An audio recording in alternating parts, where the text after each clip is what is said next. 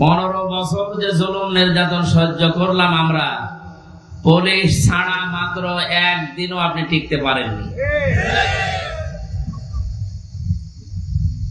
একটা মানুষের জিকির যে পরিমাণ হয়েছিল, আমার মনে হয় আল্লাহর জিকির যদি আমরা ওই পরিমাণ করতে পারতাম, আমরা আল্লাহর ওলি হয়ে যেতাম।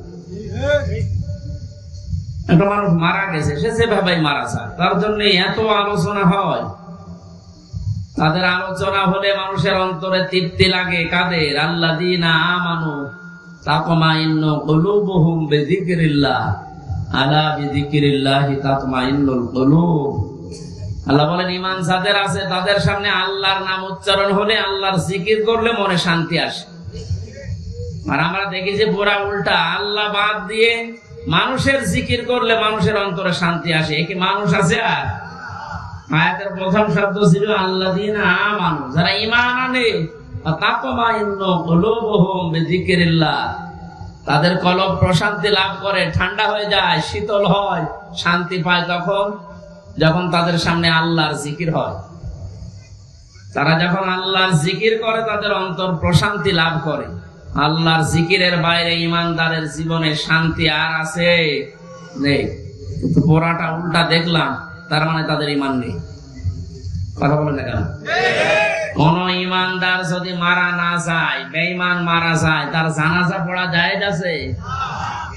এই কথাটা মনে হয় শক্ত হয়ে গেল। কথার অর্থ বোঝার চেষ্টা করেন। কোন বেঈমান মারা গেলে তার জানাজা দেওয়া, কবরে দেওয়া জায়েজ আছে? না। অনেকে মুখ খুলছে না, একে বিশ্বাস করে না নাকি কি বলেন? কোরআনে কারিমে আল্লাহ পাক জানিয়েছেন, ওয়ালা তুসাল্লি আলা আহাদিন মিনহুম মাতা আবাদা ওয়ালা তাকুম আলা কবরি ইন্নাহুম কাফারু বিল্লাহি ওয়া রাসূলিহি ওয়া মাতু ওয়া হুম ফাসিকুন।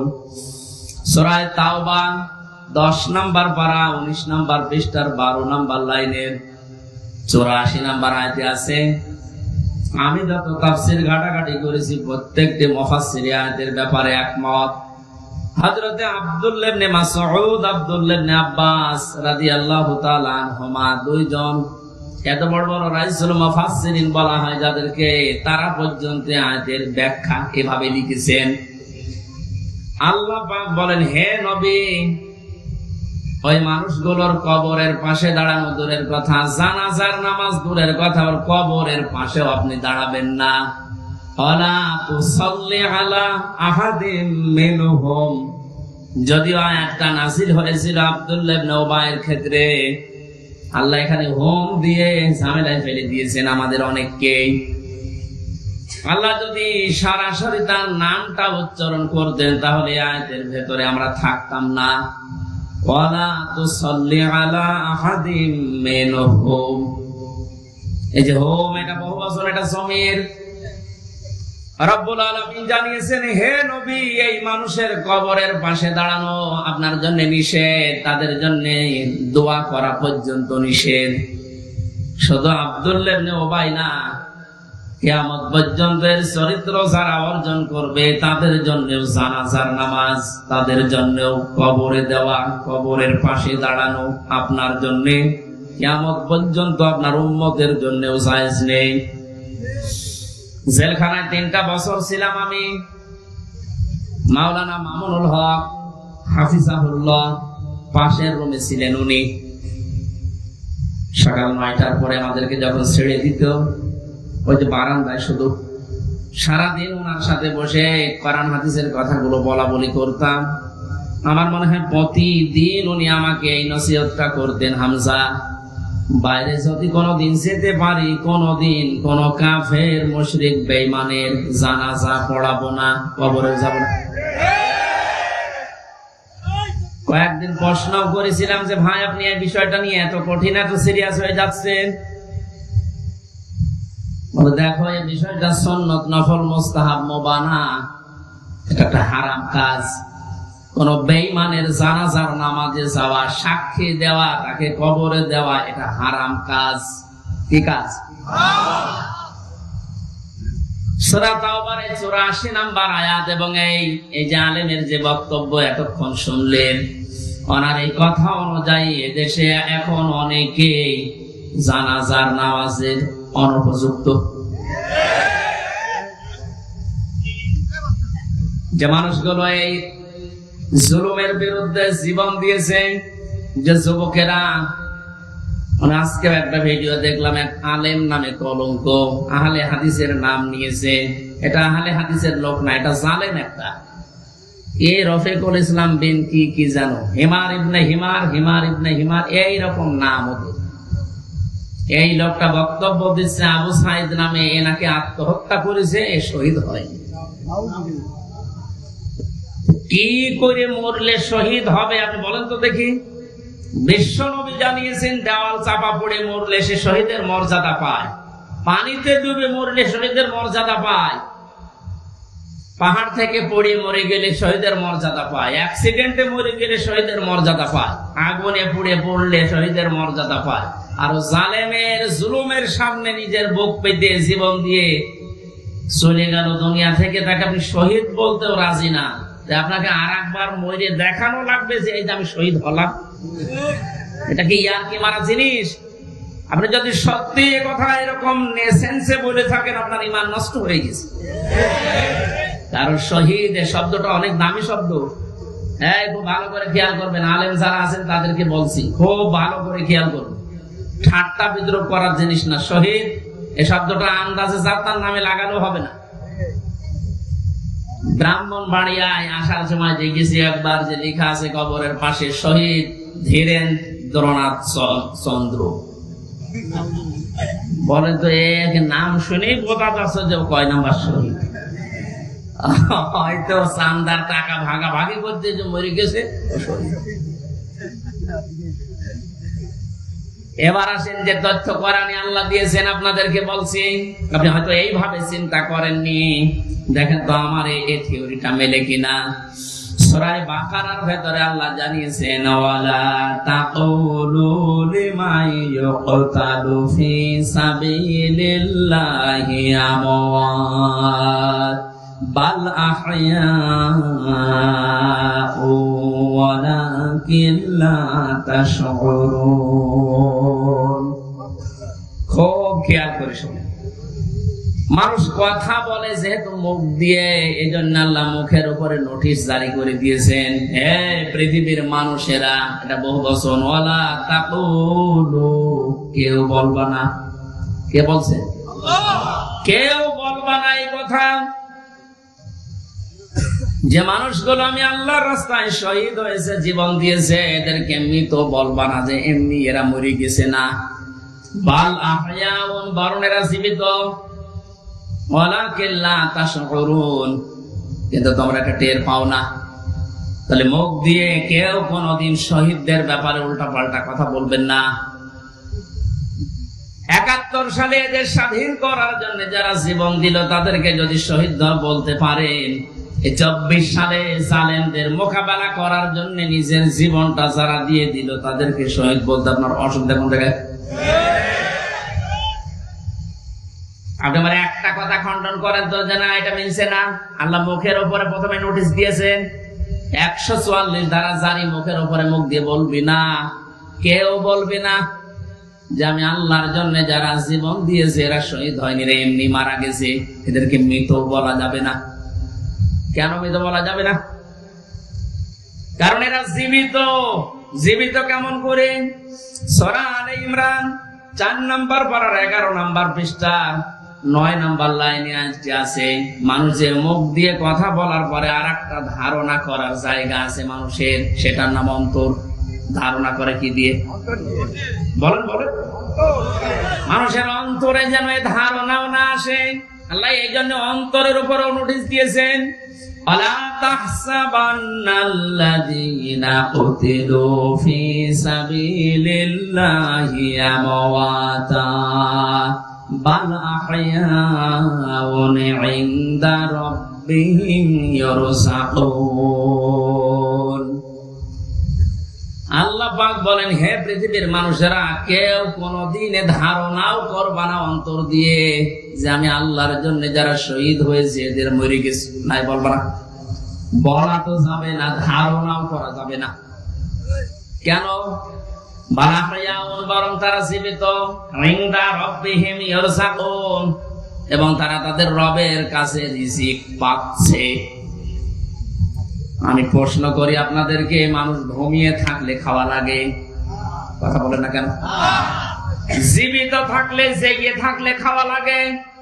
সুতরাং যারা শহীদ হয় এরা ঘুমায়ও না, এ মানুষগুলো মারাও যায় না, এরা একটা জায়গা থেকে আর এক জায়গায় স্থানান্তরিত হয়, জায়গা পরিবর্তন করে আর এক জায়গায় চলে গেছে। এই মানুষগুলো জীবিত আছে, চিন্তা আছে, এবং শুধু জীবিত না, আল্লাহ নিজে তাদেরকে খাওয়াচ্ছে। শহীদ আল্লামা দেলাওয়ার হোসাইন সাইদি রহমতুল্লাহ আলাইহি, কেউ যদি বলেন মারা গেছে, না, উনি মারা যায়নি, ওনাকে মেরে ফেলা হয়েছে।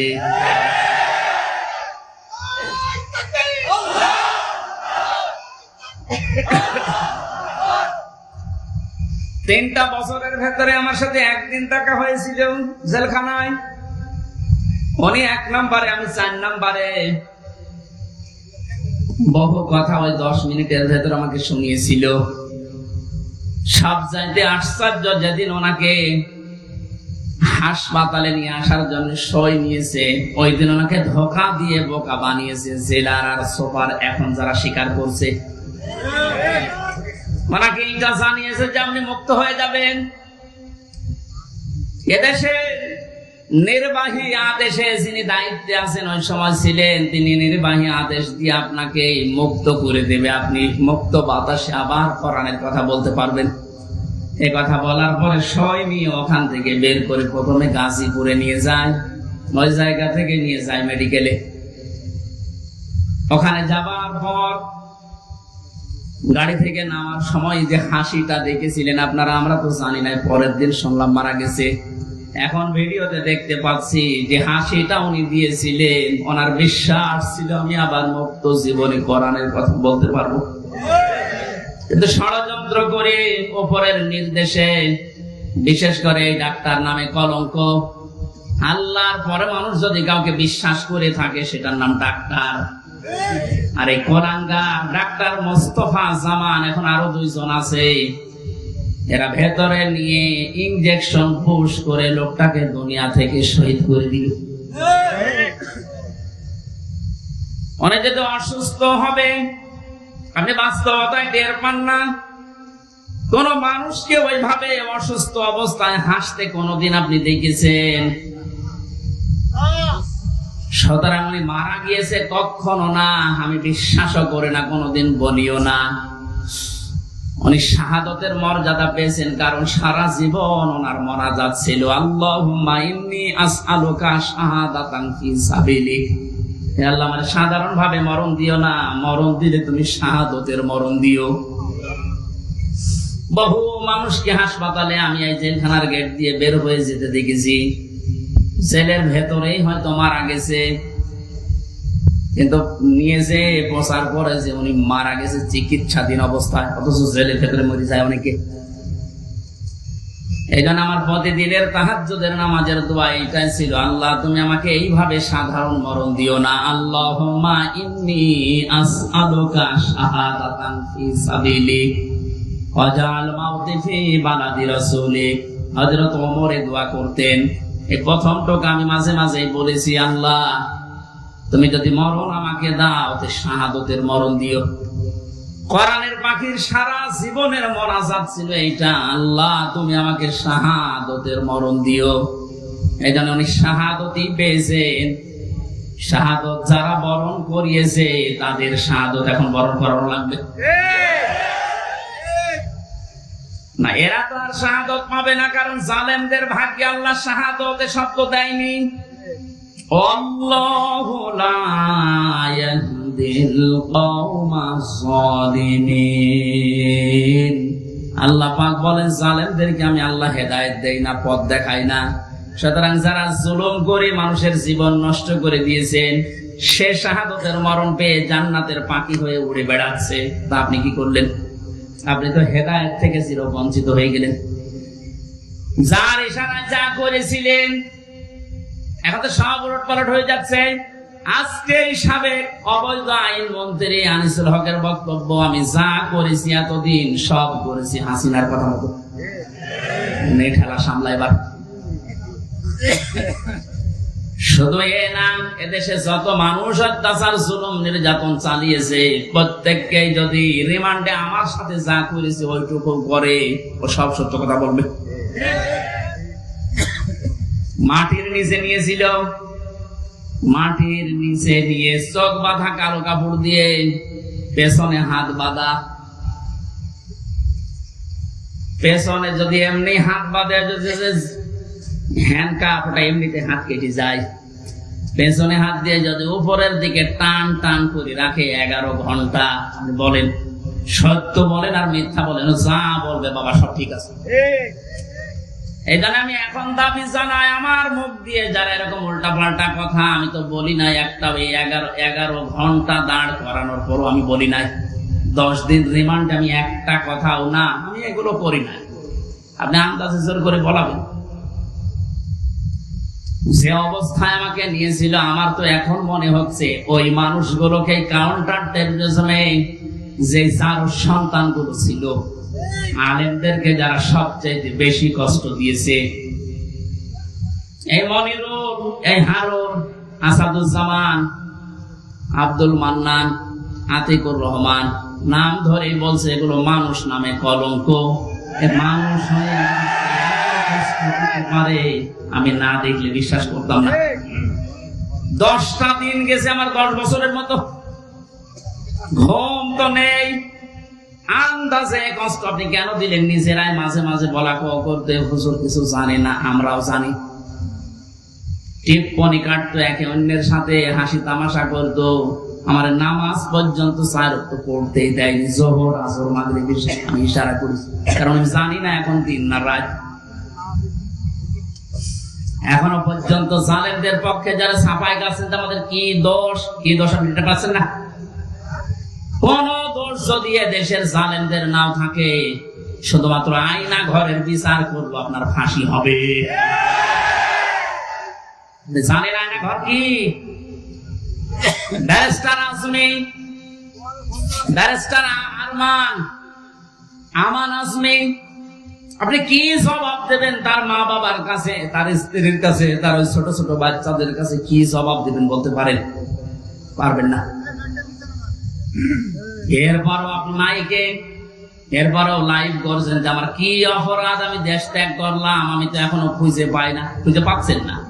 কোন দোষ যদি আপনার নাও থাকে, সবচাইতে বড় দোষ এই আপনি আয়না ঘর বানিয়েছেন। এটার চাইতে মারাত্মক পৃথিবীতে কোন জুলুম আছে বলে আমি জানি না। একটা জীবিত মানুষকে এদিকে 1.5 হাত, এদিকে 1.5 হাত, ওর মাঝখানে পায়খানা। আমি যেখানে থাকতাম এর মাথার কাছে পায়খানা, এতটুকু জায়গায় 24 ঘন্টা। আর খাবার যা দেয় মনে হচ্ছে 2-3 দিন আগের খাবার, পচা খাবার। খেলে খান, তারা এক বাটির ভেতরে 4-5টা তরকারি দিয়ে যায়, আবার ডাল দিয়ে দেয়, খান না খান না খান, আপনি মরে যান, ওদের কোনো অসুবিধা নেই।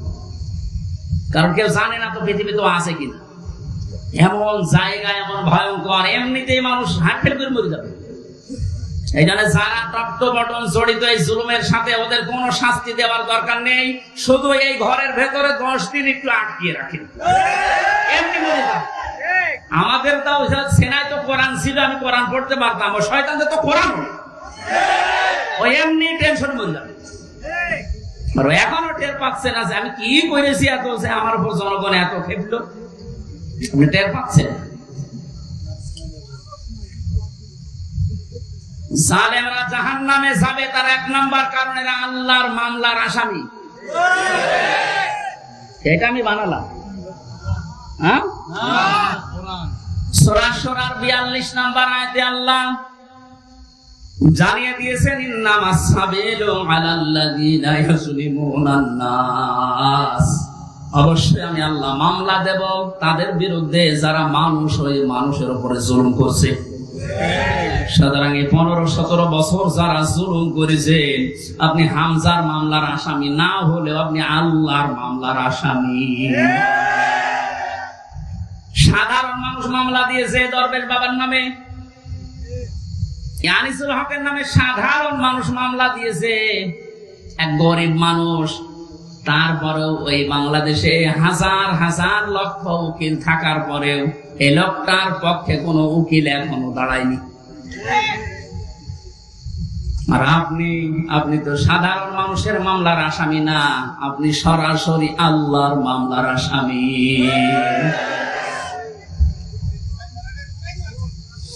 এজন্য আমাদের সাবধান হওয়া দরকার, এখান থেকে শিক্ষা নিতে হবে। আমরা যেন আবার আল্লাহর মামলার আসামি হয়ে না যাই। এদের জন্য হেদায়েত কামনা করলে হেদায়েত হবে না, কারণ কোরআন নিষেধ করেছে, আল্লাহু লা ইয়াহদিল কওমাজ জালিমিন। ইয়াহদি এটা মুজারে, বর্তমান ভবিষ্যৎ, প্রেজেন্ট ফিউচার। জালেমদেরকে আল্লাহ হেদায়েত দিচ্ছে না, দেবেও না। এখন যদি আল্লাহ জালেমদের হেদায়েত দেয় তাহলে কোরআন শরীফ মিথ্যা হয়ে যাবে না? এজন্য তো কপাল খারাপ, এর সাথে যারা জড়িত ছিল তাদেরও কপাল খারাপ।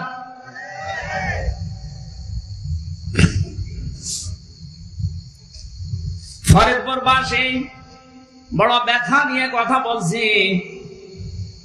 এই জালেমদের জুলুমের কারণে আমার ছোট মেয়েটা আজ পর্যন্ত আমার চিনে না, আমার কাছেও আসতে চায় না, ভয় পায়। কি করেছিলাম, কোরআন হাদিসের কথাগুলো ওপেন ভাবে বলতাম, গোপন রাখতাম না, এইটা আমার অপরাধ। এতটুকুর জন্য আপনি 3টা বছর আমার নষ্ট করবেন আর এত কষ্ট আমার দেবেন? এটা ধরে নিয়েছে বসিয়ে তো ছেড়ে দিলেই হয়তো এইভাবে বলতে নেই, আমি তো সাবধান হয়ে যেতাম। ওর 8 মাস 9 মাস বয়সে আমি রেখে এসেছিলাম, 3 বছর পরে এখন ওর বয়স 4 বছর, এখনো পর্যন্ত স্বাভাবিক না, আমার কাছে আসতে চায় না। কেন আপনি কাজ করলেন? কি জবাব দেবেন বলেন তো? এই জন্যই মাওলানা মামুনুল হক কথাটা বারবার আমাকে শোনাতেন, জালেমদের বেঈমানদের কোন জানাজা নেই, জানাজা মানে তাকে সাক্ষী দিয়ে আল্লাহর কাছে পৌঁছিয়ে দিতে ভালো ছিল, এই কথা বলা যাবে? এই জন্য আমরা সাবধান হচ্ছি, আপনাদেরকেও সাবধান করছি। এখনো জুলুমের পক্ষে যদি আপনি স্ট্যাটাস দিয়ে যান, জুলুমের পক্ষে ছাপাই গান, আপনিও জালেম, আপনিও চিহ্নিত। আপনি মারা গেলে আপনার জানাজা পড়া, কবরে দেওয়া জায়েজ নেই, কারণ আপনি এমনিতেও জাহান্নামে যাবেন, অমনিও জাহান্নামে যাবেন। জালেমের জন্য জান্নাত হারাম, কথা বলছেন? জালেমের জন্য জান্নাত হারাম, মানে জালেম হচ্ছে আল্লাহর মামলার আসামি। এটা ছোটখাটো বিষয় না, অনেক ওজনওয়ালা কথা আল্লাহ। আমরা অনেকেই মনে করি আল্লাহ কি দেখে না, ব্যারিস্টার আর মানে এই কষ্ট কি আল্লাহ দেখে না? হাওয়ালা তাহসাবান্নাল্লাহা গাফিলান আম্মা ইয়ামালুস সালিমুন, ইন্নামা ইউআখিরুহুম লিয়াউমিন তাশখাসু ফীহিল আবসার। আল্লাহ পাক বলেন, হে নবী, আপনি কি মনে করেন যে জালেমদের সম্পর্কে আমি কোনো খোঁজ রাখি না? আমি সবচাইতে বেশি খবর রাখি জালেমদের ব্যাপারে। ওদেরকে আমি ছাড় দিয়েছি ওই দিন পর্যন্ত যেদিন চক্ষু উল্টিয়ে যাবে। আজ ঠিক তাই হচ্ছে। জালেমদের সাথে দেশের মানুষেরা এমন আচরণ করেছে, অনেকেই চোখ উল্টিয়া আটকে উঠছে। হইল কি? বিশেষ করে জেনাদার ইরন চেয়ারম্যান, ওরে পিটিয়ে মেরে জালেমকে গাছের সাথে না ওই পিলারের সাথে টাঙিয়ে মরার পর তুলিয়েছে। দুনিয়া আটকে উঠেছিল। হচ্ছে কি? আবু সাইদকে যে লোকটা সজ্ঞানে স্বেচ্ছায় গুলি করে হত্যা করেছিল, তার জনগণ পিটিয়ে ন্যাংটা করে টাঙিয়ে রেখেছে। উল্টো করে ইন্নামা ইউআখিরুহুম লিয়াউমিন তাশখাসু ফীহিল আবসার।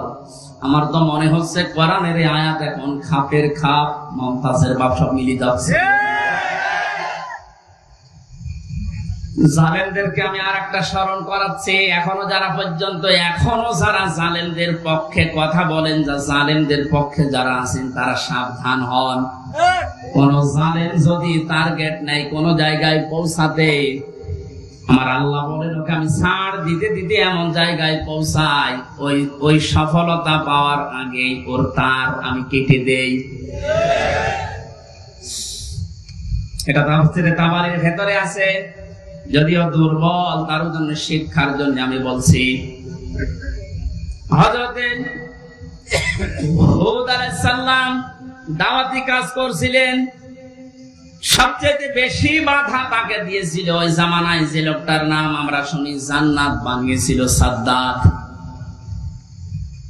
যখন হযরতে হুদ আলাইহিস সালাম দাওয়াত নিয়ে গেলেন, যে জান্নাতের কথা জাহান্নামের কথা তাকে শোনালেন, এ আল্লাহর নাফরমান বান্দা ডাক দিয়ে বলে, তুমি আল্লাহর নবী দাবি করো, তোমার আল্লাহর জান্নাত আমার লাগবে না, আমি নিজে জান্নাত বানাবো, তুমি শুধু জান্নাতের আইটেম গুলো বলো যে কি কি পাওয়া যাবে।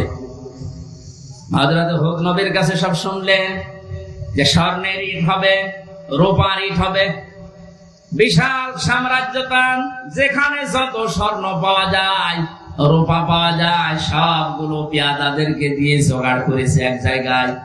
22,000 শ্রমিক কাজে লাগিয়েছে, 20 বছর ধরে ধরে জান্নাত মনের মতো করে বানাচ্ছে। হযরত হুদ আলাইহিস সালাম যা যা বলেছিলেন একেবারে ওইভাবে হুবহু বানানোর চেষ্টায় আছে। স্বর্ণের ইট তৈরি করার জন্য তো সোনা লাগবে, যেখানে যা পাওয়া যায় সব নিয়েছে। মুফাসসির লিখেছেন, আল্লাহর এক বান্দি বিধবা, বিয়ে হওয়ার পরে স্বামী মারা গেছে, মা বাবা নেই, এতিম। এই মেয়েটার স্বর্ণ ধরে যখন টান দিয়েছে, মেয়েটা তখন মাটিতে গড়াগড়ি দিয়ে কান্নাকাটি করেছিল, যে আল্লাহ আমি একেবারে নিঃস্ব মানুষ, আমার স্বামী নেই, মা বাবা নেই, আমার শেষ সম্বলটুকু কেড়ে নিয়ে যে জালেম তার স্বপ্ন পূরণ করার জন্য ইচ্ছা পোষণ করেছে, তার এই স্বপ্নের জান্নাতে তুমি তাকে পৌঁছাতে দিও না। এই দোয়াটা করেছিল ওই বিধবা, ওই মজলুম মহিলা। আল্লাহ রাব্বুল আলামিন বলেন, পৃথিবীতে 3 জনের দোয়া সঙ্গে সঙ্গে কবুল হয়ে যায়, কোনো পর্দা থাকে না, তার ভিতরে একজন মাজলুম।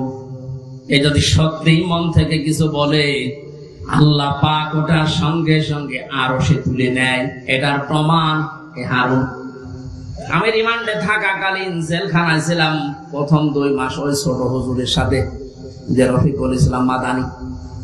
আমার রাতের বেলা কেঁদে কেঁদে বলতো যে রিমান্ডে নিয়ে আমার ওই যে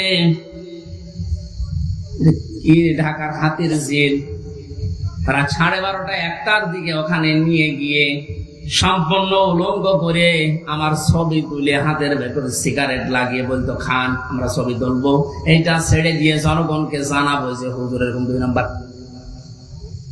আজকে দেখলাম বলছিল যে আমি ওই দিনই আল্লাহর কাছে ওই মজলুম অবস্থায় আকাশের দিকে তাকিয়ে দোয়া করেছিলাম, মাবুদ, জীবনে যদি কিছুই তোমার দরবারে ভালো না লাগে, কবুল না হয়, আজকের যে দৃশ্য, আমার শরীরে এক টুকরা পোশাকও নেই, তুমি দেখতে পাচ্ছ। আমি একটা যুবক মানুষ, আমরা অনেকে মনে করি ছোট মানুষ, পিসকি মানুষ না, ওর বয়স এখন 27-30 বছর, কারণ ওই সময় ছিল 27 জেলখানায় 3 বছর, 30 বছর বয়স। 30 বছর বয়সের মানুষ কি ছোট? কথা বলেন। দোয়া করেছিল, মাবুদ তুমি আমার এই দোয়াটা কবুল করো, মজলুম অবস্থায় তুমি তো মোনাজাত ফেরত দাও না। এই হারুন, এই টিভি হারুনের কারণে আজ আমার এই অবস্থা। ও নাকি অর্ডার দিয়ে দিয়ে আমার এটা করাচ্ছে। জিজ্ঞাসা করেছে যে অফিসার গুলো ছিল, এসআই স্যার আপনি সত্যি করে বলেন তো, আমার যে হাল করলেন, এ নাজেহাল অবস্থা, হারুন স্যার কি জানে? ওরা হাসি দিয়ে বলেছে, হারুন স্যার জানে মানে ওই করাচ্ছে। সঙ্গে সঙ্গে ওই সময় দোয়া করেছিলাম, মাবুদ তুমি ওকেও আমার মতো এরকম কিছু দেখায়ও। দেখিয়েছেন আল্লাহ। জনগণের সামনে আমার আল্লাহ এই পৃথিবীতেই দেখিয়ে দিয়েছে কিভাবে লজ্জা স্থান মানুষকে দেখাচ্ছে এই শয়তান। আমার একজন দেখিয়ে বলছে, হুজুর এই দেখেন কারবার। আমি নাউজুবিল্লাহ, আস্তাগফিরুল্লাহ, কি 3 ইঞ্চি ও কয়েকদিন পরে স্ট্যাটাস দিয়েছিলাম আমি বাইরে যেতে পারি না, বাইরে গেলে মানুষ বলে 3 ইঞ্চি। কি একটা অপমান! মাত্র কয়েক সেকেন্ডের ভিডিও পাস হয়ে ওর সব হারিয়েছে। ওর কয়েক সেকেন্ড না, সারা জীবন যেদিন আল্লাহ ফাঁস করবে, এ জালেমের সেদিন কোন উপায় থাকবে? টাকলা মোরাদের মাত্র 6 মিনিট 8 সেকেন্ডে, কি ওর নাম? মাহিনা কি নাম? এই মহিলার সাথে একটা অডিও রেকর্ড ফাঁস হয়েছিল মাত্র 6 মিনিট 8 সেকেন্ডে। ও সব গেছে। আমার তো মনে হয় এই জালেমদের দরে যারা ছিল এই দেশে, ওদের সহযোগী যারা, এদের হাজার হাজার ভিডিও অডিও রেকর্ড জমা হয়ে আছে। সাংবাদিক ইলিয়াস এখন মাঝে মাঝে ছাড়তেছে। আল্লাহ তার ফেরেশতাদের দিয়ে যেটা রেকর্ড করে রেখেছে অডিও ভিডিও, কিয়ামতের ময়দানে কোটি কোটি মানুষের সামনে গুলো আল্লাহ ছাড়বে। 30 সেকেন্ডের ভিডিও যদি 3 ইঞ্চি নাম শোনো, এই 50 বছরের ভিডিও আল্লাহ যেদিন ছেড়ে দেবে পুরাটা, মুখ দেখাতে পারবা। শেষ পর্যন্ত এই মহিলার তো আল্লাহ এমন ভাবে কবুল করেছিলেন, জান্নাত বানানো কমপ্লিট। শেষ করার পরে ডাক দিয়েছে, এত সিকিউরিটি দিয়ে সাজিয়েছে, একটা পিপিলিকা পর্যন্ত প্রবেশ করার কোনো কায়দা নেই। জান্নাতের গেটে যাবার পরে দেখে একজন ফকির বসে আছে। ফকির ডাক দিয়ে বলে, বাদশাহ আমার সাথে কিছু কথা বলা লাগবে আপনার। রেগে বলছে, তুমি কে? এখানে আসলে কি করে? এখানে তো কোনো মানুষ আসার অনুমতি নেই। কথা যদি বলাই লাগে পরে বলবো, আমি আগে জান্নাত দেখে আসি। ফকির ডাক দিয়ে কানের কাছে মুখ নিয়ে বলছে, বাদশাহ আমি কিন্তু দুনিয়ার সাধারণ ফকির না, আমি আজরাইল। মাথাটা একটু কাজ করো ঘোড়া থেকে, আমি কথাটা বলে চলে যাব। কানের কাছে মুখ নিয়ে বলছে, আমি এসেছি তোমার জান কবজ করার জন্য, রেডি হও। ওই সময় বলেছিল ফেরেশতা, একটু সময় দাও, আমি শুধু জান্নাতটা ঘুরি, এখানে আসার পরে আমার জানটা নিয়ে নিও। ফেরেশতা ওই সময় বলেছে, কখনোই না। ইদা জাআ আজালুহুম লা ইস্তাখিরুনা সাআতান ওয়া লা ইস্তাকদিমুন।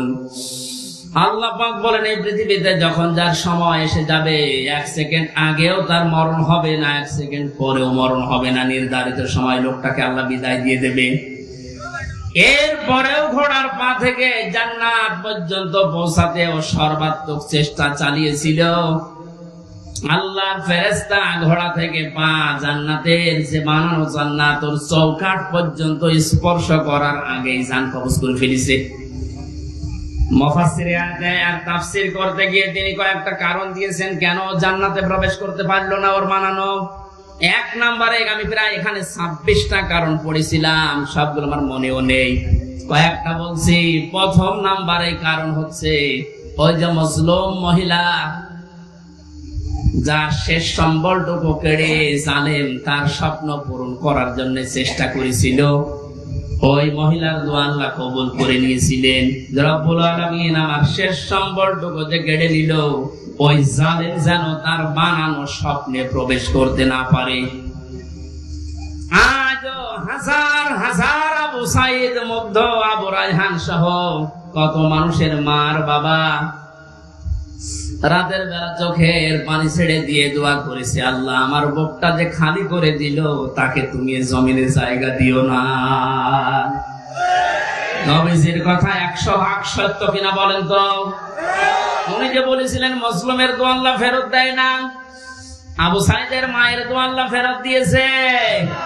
বাংলার জমিনে আল্লাহ জায়গা দেয়নি, 1 ইঞ্চি জায়গা তার জন্য এখন আর বৈধ না। যত মামলা এখন শুরু হয়েছে, এভাবে যদি চলতে থাকে 8-10 দিন, আশ্রয় যেখানে নিয়েছে, যারা সুশীল সমাজ আছে দাবি করছে, ওরা বলছে ওই দেশেও তারে আর জায়গা দেবে না, ওখান থেকেও বিদায় দিতে বাধ্য হবে।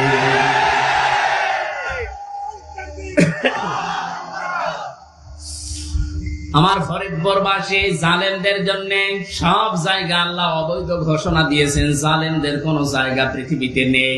কারণ সবচাইতে বেশি আল্লাহ খেয়াল করেন জালেমের জুলুমের দিকে।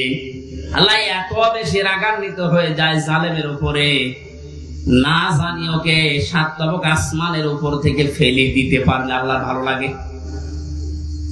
এই জন্য আমরা সাবধান হব, কোন জালেমের জানাজা কবরে দেওয়া এটা একটা নেকি, এটা ভুয়া হবে। ওদের জন্য জানাজাও জায়েজ নেই, কবরে দেওয়া জায়েজ নেই। আল্লাহ আমাদেরকে উল্টাপাল্টা কথা যারা বলি, ধারণা করি অনেক আলেম পর্যন্ত এখন বিভিন্ন জায়গা থেকে টাকা খেয়ে কথা বলছে, আবু সাইদ মুগ্ধ, এরা শহীদ হয়নি। অথচ শহীদদের ব্যাপারে কথা বলা, মুখে অন্তরে ধারণা করা নিষেধ। এ ঘোষণা কার? আপনারা বানানো মনে হচ্ছে? সূরা বাকারা, সূরা আলে ইমরানের আয়াত দিয়ে আমি দলিল দিয়েছি। মুখ দিয়েও বলবেন না কোনদিন, অন্তরে ধারণাও করবেন না, কারণ এদের মর্যাদা এত বেশি, এত বেশি আল্লাহর দরবারে, যাকে থেকে আল্লাহ শাহাদতের মরণ দেয় না। কত মানুষ চেষ্টা চালাচ্ছে, তারপরও মরতে পারে না। وَلِيَعْلَمَ اللَّهُ الَّذِينَ آمَنُوا وَيَتَّخِذَ مِنكُمْ شُهَدَاءَ وَاللَّهُ لَا يُحِبُّ الظَّالِمِينَ। সূরা আলে ইমরানের 140 নম্বর আয়াতের শেষের দিকে আছে, আল্লাহ রাব্বুল আলামিন বলেন, আমি যার জীবন যৌবন পছন্দ করি, ভালোবাসি, এই মানুষকে আমি আল্লাহ শাহাদতের মরণ দিয়ে ধন্য করি। জোরে বলেন সুবহানাল্লাহ। শহীদ আবু সাইদ সাধারণ মনে হচ্ছে না, ওই ইসলামী আন্দোলনের একজন কর্মী ছিল। তাই একনিষ্ঠ কর্মী ছিল। এখন খোঁজ খবর নিয়ে যেটা দেখা যাচ্ছে, তার মানে জীবনে এমন এমন কাজে আঞ্জাম দিয়েছে, রাতের বেলা তার তাহাজ্জুদের নামাজ, চোখের পানি আল্লাহর দরবারে মনে হয় মঞ্জুর হয়েছে। সাধারণ ভাবে মরণ দেয়নি, আল্লাহ শাহাদতের মরণ জালেমের সামনে আল্লাহ দিয়েছে। আয়াতের শেষের কথা ছিল, আল্লাহু লা ইউহিব্বুজ জালিমিন, আল্লাহ জালেমদেরকে ভালোবাসছেন না, বাসবেনও না। জোরে বলেন নাউজুবিল্লাহ। এজন্য আহ্বান জানাচ্ছি, হাতে পায়ে ধরে বলছি, এখনো যারা জালেমদের পক্ষে আছেন, সাফাই গান, নিজের পায়ে নিজে কোড়াল মারবেন না, ফিরে আসেন। জালেমদের কোন জায়গা কিয়ামত পর্যন্ত এ জমিনে আর হবে না। আল্লাহ আমাদেরকে জালেমদের বিষয়গুলো বোঝার তৌফিক দিন। দরুদ পড়ছি নবীজির উপরে সাল্লাল্লাহু আলাইহি ওয়াসাল্লাম। কোরআনে কারীম থেকে আমরা 2টা সূরা পড়েছি, সূরা আল-নাশরাহ এবং সূরা আন-নাসর। আমরা তাফসীর আকারে কথা বলবো, যেহেতু এখানে লেখা আছে। আপনারা আছেন তো? বিজয় পেয়েছে অনেকেই মনে করছে কি না কি হনরে হনুমান হয়ে যাচ্ছেন না, কি করা লাগবে কোরআন থেকে শুনেন। জবান ছেড়ে কোরআনের আয়াতগুলো আগে একটু পড়েন। আউযু বিল্লাহি মিনাশ শাইতানির রাজীম, বিসমিল্লাহির রহমানির রহিম। ইযা জাআ নাসরুল্লাহি ওয়াল ফাত ওয়া রাআইতান নাসা ইয়াদখুলুনা ফি দীনিল্লাহি আফওয়াজা ফাসাব্বিহ বিহামদি রাব্বিকা ওয়াস্তাগফির ইন্নাহু কানা তাওয়াবা। সাল্লাল্লাহু আলাইহি সূরা নসর। কে সূরা বলেন তো? কোরআনে 3 আয়াত বিশিষ্ট 3টা সূরা আছে, আসর, নসর আর কাউসার। আমরা অনেকে মনে করে সূরা কাউসারের 3 আয়াত আর বাকি আয়াতে না। 3টা সূরা 3 আয়াত বিশিষ্ট, আসর, নসর, কাউসার। তার ভেতরে একটা পড়েছি, এটা তেলাওয়াত শুদ্ধ অনেকের হয় না নামাজে, কিন্তু এই সূরাটা অনেকে পড়ে। নুন সাদ র, নাসর মানে সাহায্য, আর নুন সিন র, নাসর মানে ঈগল পাখি। এইজন্য তেলাওয়াত যখন করবেন সাদ উচ্চারণটা মুখ গোল করা লাগে। আল্লাহ পাক জানিয়েছেন, ইযা জা নাসরুল্লাহি ওয়াল ফাত, যখন আসবে আল্লাহর সাহায্য, হে নবী আপনি তখন বিজয় দেখতে পাবেন। 15 বছর বহু মজলুম দোয়া করেছে, জেলখানায় এখনো পর্যন্ত বহু মজলুম পড়ে আছে। বিশেষ করে মাওলানা জসিমউদ্দিন রহমানী সহ হাজারো আলেম এখনো পর্যন্ত জেলখানায় আছে।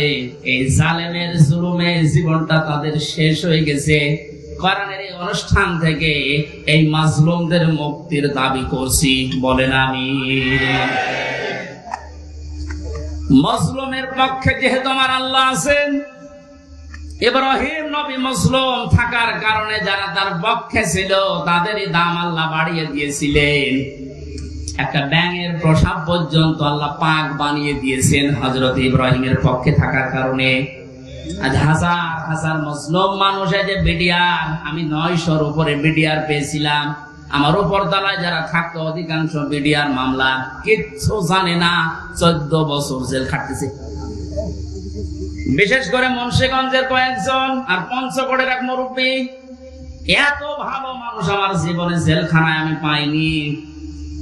ওরা কোরআন শরীফ মাথায় নিয়ে, হাতে নিয়ে, বুকে নিয়ে বলতো, হুজুর আমি কিচ্ছু জানি না, আর 1 বছর পরে রিটায়ার্ড হয়ে যাব, শান্তিতে আছি। তো কি জানো কি হয়ে গেল আমার, এই যে বেকার ঘুরে 14 বছর আটকে রেখেছি। এখন যিনি দায়িত্বে আছেন, স্বরাষ্ট্র উপদেষ্টার দায়িত্ব পেয়েছেন জাহাঙ্গীর আলম, এ লোকটা কিন্তু ওই বিষয়গুলো সব তার নখদর্পণে আছে। এবার জালেমরা টের পাবে। ধোঁকা দিয়ে, বোকা বানিয়ে, মানুষের চোখে ধুলো দিয়ে বহু চিটারি বাটপারি করেছেন, এখন আর ছাড় নেই। আমরা এখান থেকে আহ্বান জানাচ্ছি, যারা দায়িত্বে আছেন বিচার ব্যবস্থায়, বিচার বিভাগে, খুব তাড়াতাড়ি এই বিডিআর মামলায় যারা আছে, বিনা কারণে যারা বছরের পর 14 বছর জেলখানায় আছে, কিচ্ছু জানে না, ওদেরকে আমার মনে হয় শাস্তি দিলেও খুব বেশি হলো 7 বছর দেওয়া যেত। ওরা বলতো, হুজুর আমরা যদি অপরাধ করিও থাকি, বিদ্রোহ করে থাকি, আমাদের 7 বছর জেল হয়, অথচ বিনা কারণে 14 বছর আমি জেলে। এত বড় জুলুম আর সহ্য করা হবে না। যারা দায়িত্বে আছেন আহ্বান জানায়, বাংলার লক্ষ লক্ষ তাওহীদি জনতা নিয়ে এই নিরপরাধ মানুষদেরকে বিনা বিচারে, বিনা হিসাবে ছেড়ে দেওয়া লাগবে। কোন অপরাধ নেই এদের, একজনের রাগের ফসল এগুলো, প্রতিহিংসার ফসল। এই মানুষগুলো সত্যি ভালো মানুষ আমার দৃষ্টিতে, আমি যা দেখেছিলাম এদের জীবন চরিত্র, নামাজ, রোজা এবং আল্লাহর যে ঈমান, আল্লাহর প্রতি তাদের, এই কথাগুলো বাস্তবে আমি দেখে এসেছি। এই কারণে বলছি, যারা বিডিআর হত্যা মামলার নাম নিয়ে, পিলখানার নাম নিয়ে এই নিরপরাধ মানুষকে, অপরাধ করে থাকলে আপনি প্রমাণ পেলে তার বিচার করে, কিন্তু নিরপরাধ যারা বিচার হওয়ার পর যারা মাত্র 7 বছর জেল হওয়ার কথা, 14 বছর কোন কারণে একটা মানুষের মুখ রাখতে গিয়ে আপনি তারা জেলখানা রাখবেন? এখানে দায়িত্বে যারা আছেন, এই বিচার ব্যবস্থা একটু তাড়াতাড়ি কাজ করে তাদের ছেড়ে দেওয়া হোক। অন্তত জীবনের শেষ কয়েকটা দিন স্ত্রী পুত্র সন্তান আদি নিয়ে দুনিয়ায় কাটিয়ে যাক। পঞ্চগড়ের এই মুরব্বীটা, কি নাম যেন, আব্দুল মতিন না কি নাম, এরকম বহু মানুষকে দেখেছিলাম। ওদের দুঃখ কষ্ট আল্লাহর আরশ পর্যন্ত কেঁপে যাওয়ার কথা। আল্লাহ এমনি এমনি তো জালেমকে বিদায় দেয়নি। বহু মানুষের এই শব্দ লোকিয়ে আছে, বহু মানুষের চোখের পানি, বুক ফাটা পানি, হাজারো মানুষের এগুলো জমা হয়ে আছে। আল্লাহ একবারে সব ছেড়ে দিয়েছে। পাপ যখন একেবারে শের পুজে গেছে, পরিপূর্ণ হয়ে গেছে, আল্লাহ বলেন, ইন্না বাদশা রব্বিকা লাশাদীদ, আমি ধরি না, কিন্তু ধরলে আমি আর ছাড়ি না। আল্লাহ যখন ধরেছে আর কিন্তু ছাড় নেই, কারণ এখন আল্লাহর সাহায্য এসে গেছে, বিজয় আমরা এখন দেখতে পাচ্ছি। আয়াতের পরবর্তী আয়াতটা এখন আমরা দেখতে চাই। অরাইতান নাস ইয়াদখুলুনা ফি দীনিল্লাহ, হে নবী আপনি যখন দেখবেন আল্লাহর সাহায্য চলে এসেছে, তখন বিজয় দেখতে পাবেন। দলে দলে মানুষ ইসলামে প্রবেশ করছে।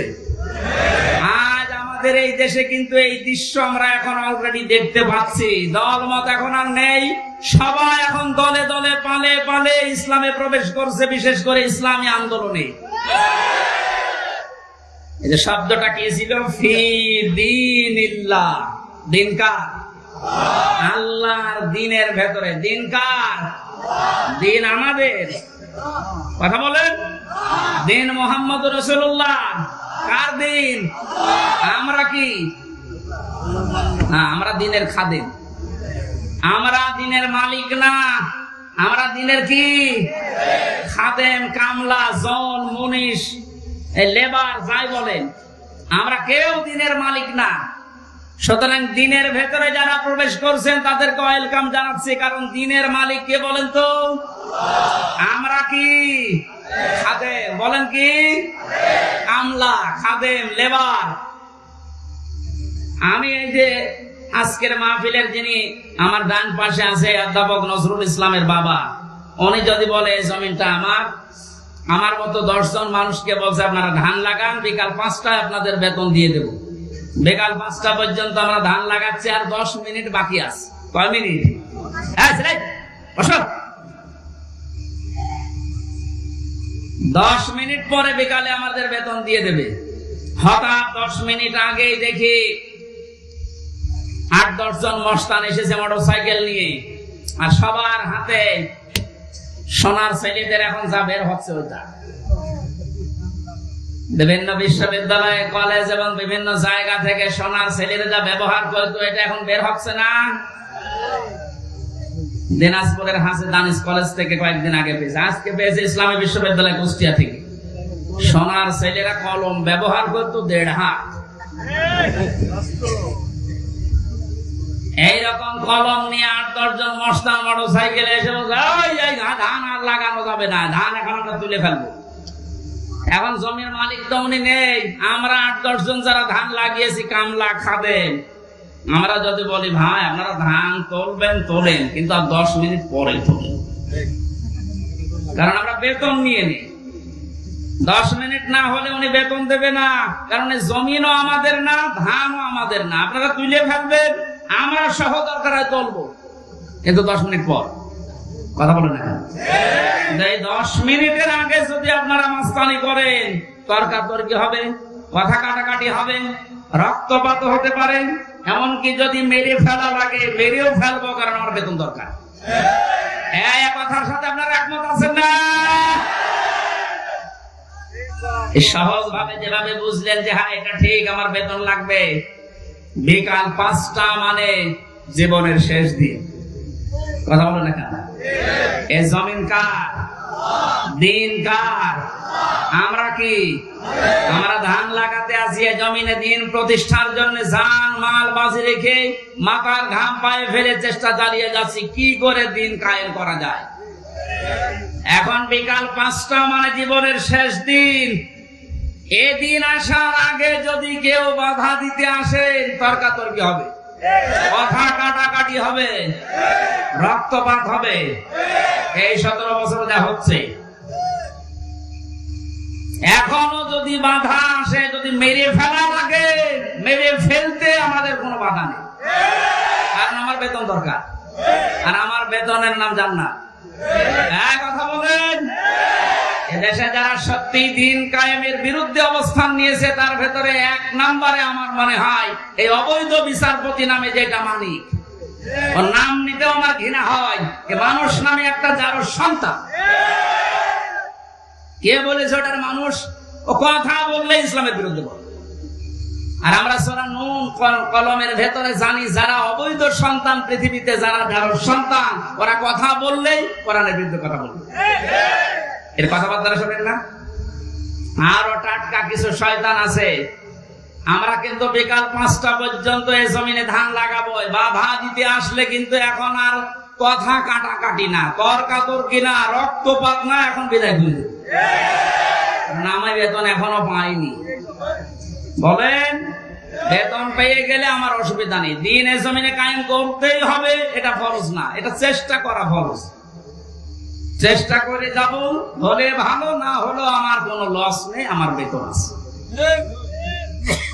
এখন এতক্ষণ তো কামলাদের কথা বললাম, লেবারের কথা। যিনি মালিক বসে আছে, উনি যদি এসে দেখে যা সব ধান তুলে ফেললো, উনি কিছু বলছে না, তার মানে উনি দুর্বল। এই কারণে মনে মনে চিন্তা করবেন, যদি হয়তো এখন কিছু বলছে না, পেছনে ওনার কোন উদ্দেশ্য আছে। যেই দিন ধরবে গোপনে, বাপ বলার সময় দেবে না। এ জমিনে আজ 53 বছর চেষ্টা চালিয়েছে অনেকে, আল্লাহর খাদেমেরা, আল্লাহর গোলামেরা, কিন্তু পারছে না। আল্লাহর সৃষ্টির ভেতরে যারা অবৈধ সৃষ্টি, তারা চেষ্টা চালিয়ে চালিয়ে নস্যাৎ করে দিচ্ছে বারবার। আমার কুষ্টিয়ার এক গাদ্দার আছে, ওর নাম নিতে আমি ঘৃণা করে, যেন নাম নেই। কথা বললে দেখবেন ইসলামী আন্দোলনের বিরুদ্ধে কথা বলে, কথা বললে একামতের দিনের যারা দায়িত্বে আছে এদের বিরুদ্ধে কথা বলে, কোনো কথা নেই। অথচ ও যদি আমার সাথে ভোটে দাঁড়ায় মনে হয় 10 বার ফেল করবে। খয়রাতি নৌকা নিয়ে পাশ করেছিল কয়েকবার, ধরাকে সরা জ্ঞান করে, এখন ইন্দোরের গর্ত খুঁজে পাচ্ছে না। আমার মনে হয় যে অবস্থা কুষ্টিয়ার, ওরে যদি জনগণ পায় পুকুরের মতো পিটিয়ে বেঁধে। হানিফ হানিফ না নাম আমি নিই না, নাম দেখো কি হক নন দিয়েছে। শয়তান শয়তানি করার জায়গা পায় না। আর একজন বরিশালের আছে, এবার আর একটা শয়তান, এ মনন না কি নাম যেন, মনন না মেনন,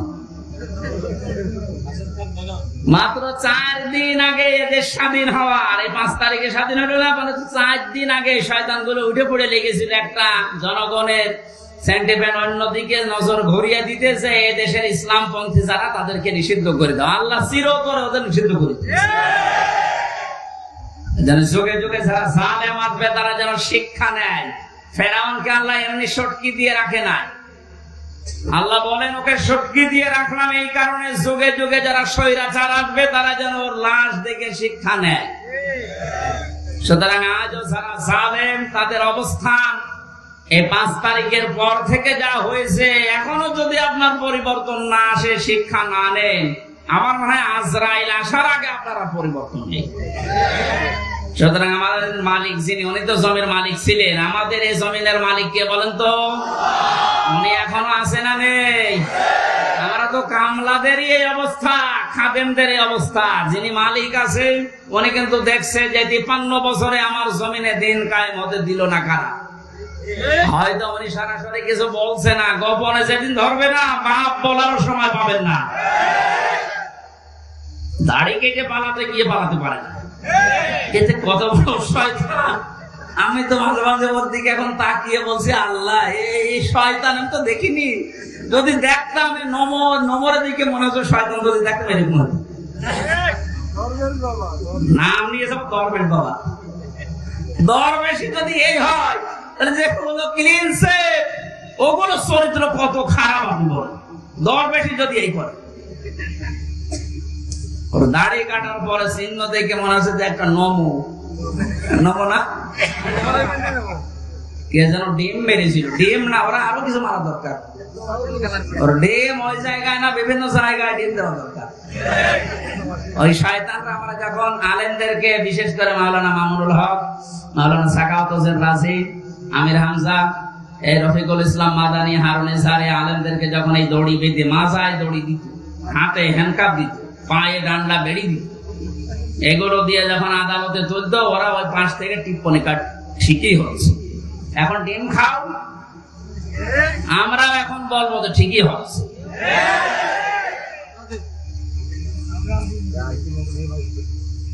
সুতরাং দিনের ভেতরে যেভাবে দলে দলে পালে পালে আজ মানুষ প্রবেশ করতে আরম্ভ করেছে, ইসলামী আন্দোলন এবং একামতি আন্দোলনের এই কর্মীদের ব্যবহারের কারণে আল্লাহ যেন এটা অব্যাহত রাখেন। আপনি দেখতে পাবেন মানুষ প্রবেশ করছে, এটা মোসারে বর্তমান ভবিষ্যৎ, প্রেজেন্ট ফিউচার। এখন প্রবেশ করবে দলে দলে, সামনেও প্রবেশ করবে ইনশাআল্লাহ। এটা যদি প্রবেশ করে করে এই 20% এখন আছে ইসলামী সেন্টিমেন্টের মানুষ, এই 5 তারিখ থেকে আজকের এই দিন পর্যন্ত 35% অলরেডি হয়ে গেছে। যেদিন 51% হয়ে যাবে সেই দিন এই দেশে ইসলাম কায়েম, কেউ ঠেকাতে পারবে না। এটা শোনার পরে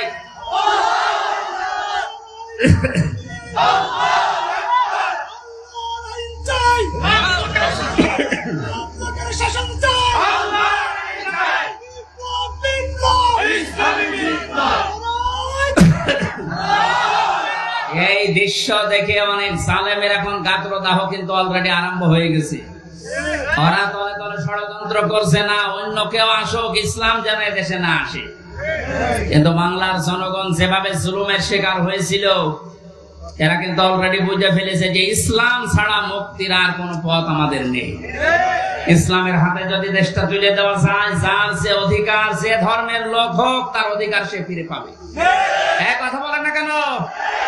অতীতের ইতিহাস গুলো আমরা পড়েছি, দেখেছি, এইটা পেয়েছি, এটা আমরা সামনেও দেখতে চাই। কারণ এই 53 বছর বিভিন্ন মানুষ এই দেশটা চালিয়েছে, আমরা দেখলাম। কথা বলেন না কেন? বাবা চালিয়েছিল, স্বামী চালিয়েছে, কারো কারো চাচাও চালিয়েছে, বউ চালিয়েছিল, ভাবি চালিয়েছিল। এখন শুধু দেখতে বাকি আছে যে এই কোরআন দিয়ে দেশ চললে কেমন দেখা যায়।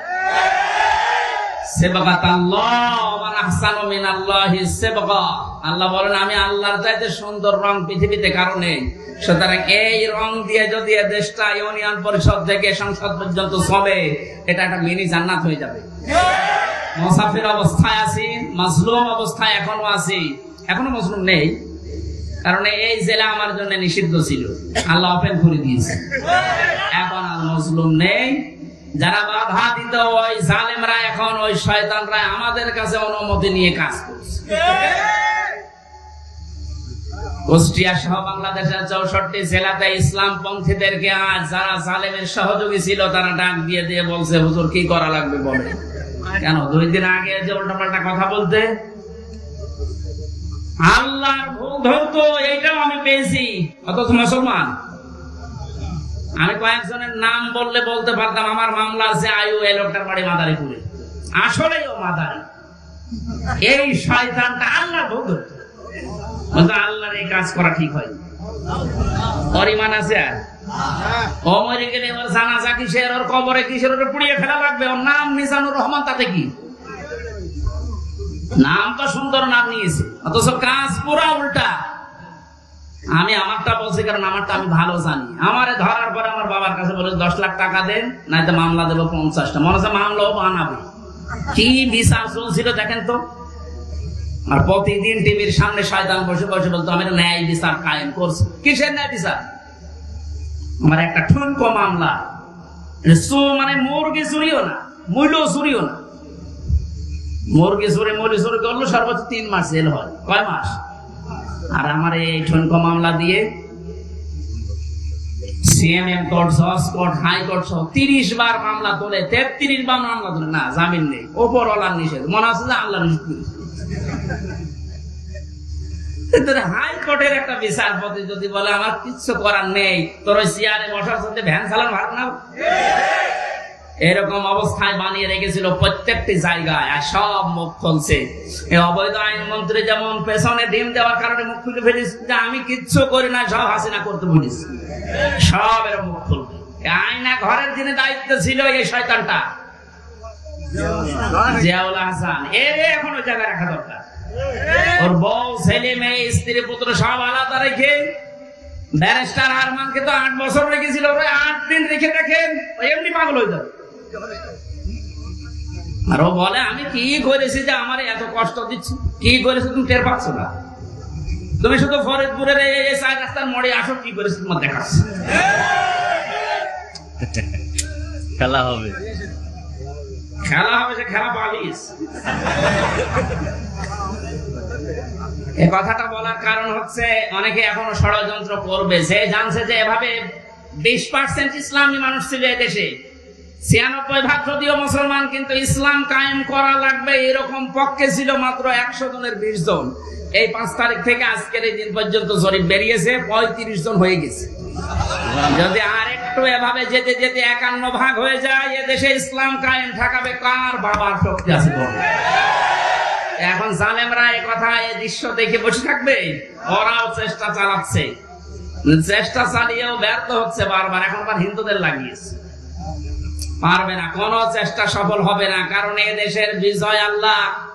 শুধু ছাত্রদের নাম বলছে, শুধু ছাত্রদের না, হাজার হাজার মজলুমের চোখের পানি এই বিদায়ের পেছনে লুকিয়ে আছে।